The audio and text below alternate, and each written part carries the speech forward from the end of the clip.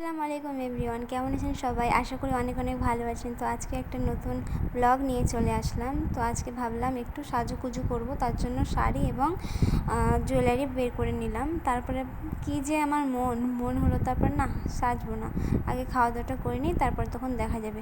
তার জন্য আগের দিনে তোমরা আমার ভিডিও দেখেছো তেহেরি রান্না, তো সেটাই ঝটপট করে খেয়ে নিলাম।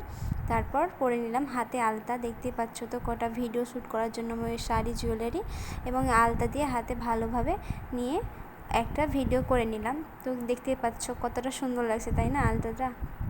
তো যাই হোক, সেগুলো হওয়ার পর দেখি আমাদের পিকুটাকে নিয়ে দেখি কি না, মানে সত্যি সবাই ওকে নিয়ে মজা করছে, খেলা করছে।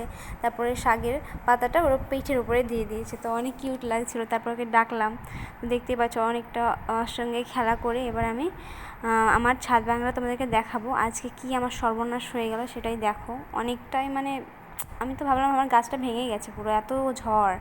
যাই হোক, ঝড় দেখতেই পাচ্ছ কতটা ঝড় নিয়ে চলে আসলাম আমি আমার বারান্দায় ফুলগুলোকে দেখতে। এগুলো তো সব ঠিকঠাকই আছে এবং অনেকটাই ফুল ফুটছে গাছটাতে। আর যেটা গোলাপ ফুলের গাছ লাগিয়েছিলাম সেটাতে অনেকটা পাতা ছাড়ছে, বাট ফুল এখনও ফোটেনি, যেহেতু কুড়ি আসেনি, আসবে যেহেতু এখন অতটা বড় হবে হয়তো, তার জন্য।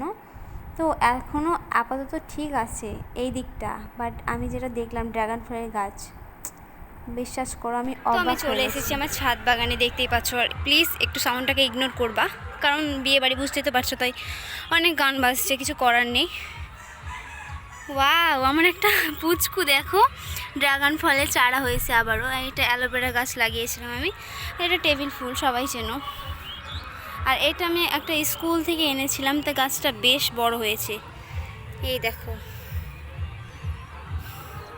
আর এই দেখো আমার ড্রাগন ফলের গাছ অনেকটাই বড় হয়ে গেছে ভাই।